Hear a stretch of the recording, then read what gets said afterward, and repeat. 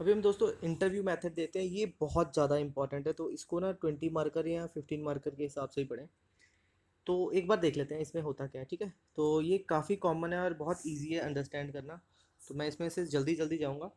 तो ये guided conversation है रिसर्चर और रिस्पोंडेंट के बीच में, फेस टू फेस होती है, टेलीफोनिक भी हो सकती है या फिर ग्रुप इंटरव्यू। एक रिसर्चर बहुत सारे लोगों का एक साथ ले सकता है। स्ट्रक्चर्ड इंटरव्यू में क्या होता है, सीक्वेंस 1 2 3 4 करके पहले से ही क्वेश्चन बना के लेके जाते हैं। अनस्ट्रक्चर्ड में कोई ऐसे फिक्स क्वेश्चन नहीं होते, सप्लीमेंट्री क्वेश्चन भी पूछे जा सकते हैं। और ये बहुत ज़्यादा क्वालिटेटिव की तरफ चला जाता है, जो स्ट्रक्चर्ड होता है वो क्वांटिटेटिव रहता है।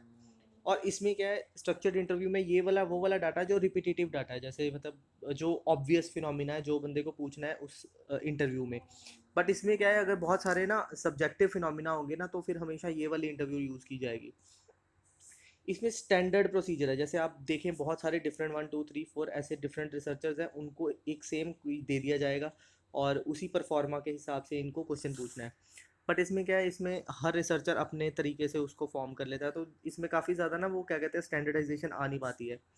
स्ट्रक्चर्ड इंटरव्यू में क्या होता है कि आप एक स्टैंडर्ड रिस्पॉन्सेज आप एक्सपेक्ट कर सकते हो। जैसे आप लोगों से पूछोगे आप अच्छे हो बुरे, तो कोई बंदा या तो अच्छा बोल सकता है या बुरा बोल सकता है, तो आप एक स्टैंडर्ड रिस्पॉन्सेज भी ले सकते हो। पर इसमें काफ़ी फ्लेक्सिबल रिस्पॉन्सेज होते हैं, मतलब आप जैसे जैसे क्वेश्चन पूछोगे वैसा वैसा आपको रिप्लाई आएगा। तो ये कैसे डिफरेंट है पर्सनल, ये जो पार्टिसिपेंट ऑब्जर्वेशन है उससे। तो जो इंटरव्यूअर है ना, वो पास्ट और प्रेजेंट की भी इंफॉर्मेशन लेता है। जैसे पार्टिसिपेंट ऑब्जर्वेशन में क्या है, आप वहाँ पे जाओगे, कम्युनिटी के बीच में रहोगे और आसपास देखोगे, तो जो भी आप देखोगे वो कॉन्टेम्परेरी इंफॉर्मेशन होगी, कॉन्टेम्परेरी। बट इसमें क्या है, इसमें आप एक ना बिल्कुल पास्ट के बारे में भी उससे पूछ सकते हो कि हाँ यार पास्ट में कैसा था इस इलाके में, क्या इतनी सिटीज़ में इतनी ज़्यादा डेवलपमेंट थी नहीं थी। तो इस तरीके की आप इन्फॉर्मेशन ले सकते हो। अब आप हम देख लेते हैं इसमें लिमिटेशंस क्या है। लिमिटेशन है, एक तो इंटरव्यू बायस है, मतलब कि आप आपके ऊपर है कि आप किसकी इंटरव्यू लो किसकी नहीं लो। ये भी हो सकता है कि रिस्पॉन्डर हमेशा सही आंसर ना दे। और ये भी हो सकता है कि आप अगर ऑब्जर्व करने की कोशिश कर रहे हैं तो आप प्रॉपरली उसकी जो लेटेंट मीनिंग्स है उनको ऑब्जर्व ही नहीं कर पाए। तो वैलिडिटी रिलायबिलिटी ज़रूरी नहीं है कि अगर आपने एक बंदे से कुछ रिस्पॉन्स लिया तो वो बिल्कुल यूनिक हो जाएगा, ये मतलब ऐसा नहीं है कि वो बिल्कुल दूसरे के साथ मैच करेगा।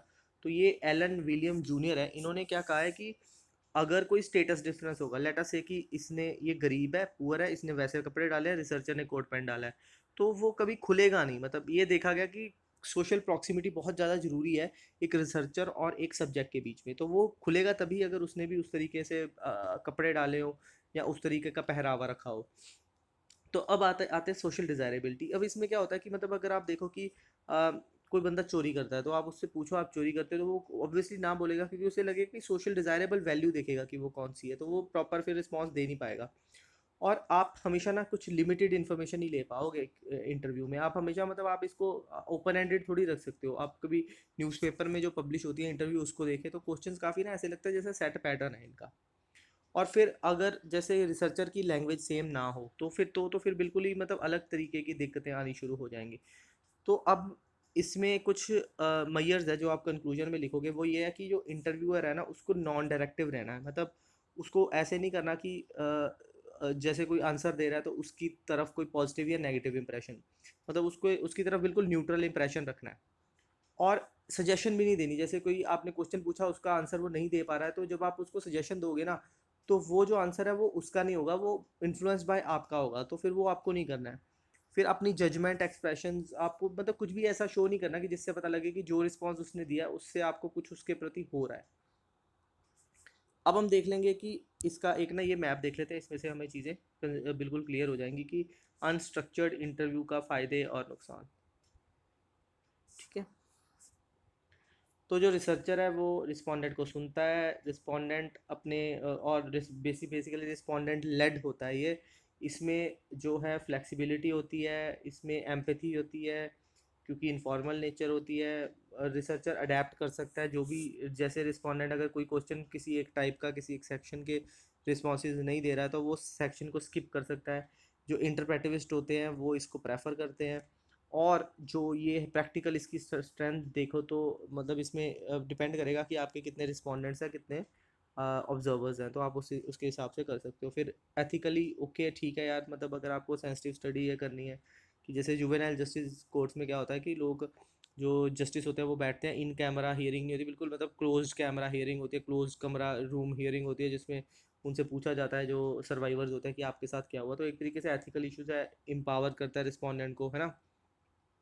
और फिर रिस्पोंडेंट भी, हाँ यार, अगर मतलब लोगों के बीच में उसे ऐसे नहीं बोला जाएगा, अलग से बोला जाएगा, तो फिर रिस्पोंडेंट भी काफ़ी ज़्यादा पॉजिटिव अप्रोच दिखाएगा।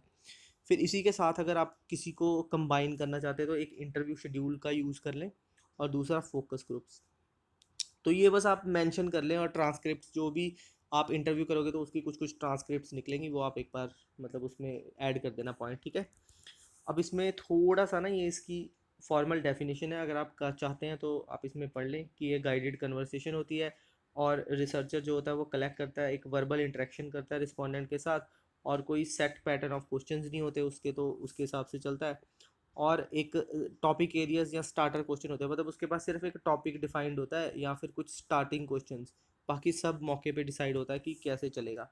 तो इसमें भी सेमी स्ट्रक्चर्ड और स्ट्रक्चर्ड आ जाती है, मतलब इसमें एक तो स्ट्रक्चर्ड होगी, उसमें तो बिल्कुल सब कुछ डिसाइडेड होगा, पर सेमी स्ट्रक्चर्ड में सब कुछ डिसाइडेड नहीं होगा। बेसिक्स क्या हो सकता है, मतलब ये इंडिविजुअल और ग्रुप, मतलब ग्रुप क्वेश्चन भी पूछे जा सकते हैं, और इंडिविजुअल भी, जैसे 5-6 टाइप ऑफ लोगों को एक साथ रख के उनसे पूछा जाए। लिमिटेशंस क्या होंगी, लिमिटेशंस होंगी कि ऑब्वियसली स्ट्रक्चरल अप्रोच नहीं है, रिलायबिलिटी एक ही पर्सपेक्टिव होगा, और बार बार रिपीट नहीं कर सकते, रिप्रेजेंटेटिवनेस हो भी सकती है और हो भी नहीं सकती, मतलब डिपेंडिंग ऑन कि आपने जैसे क्या रिप्रेजेंट पॉपुलेशन के हिसाब से चुने हैं वो जो सैंपल चुना है या फिर नहीं। और उसके बाद वैल्यू ऑफ रिसर्चर जो है वो, मतलब रिसर्चर के स्किल और डेक्सटेरिटी के ऊपर डिपेंड करता है, कि अगर रिसर्चर चाहे तो अगर वो इंटरफेयर ना करे तो काफ़ी पॉजिटिव उसको मिल सकता है।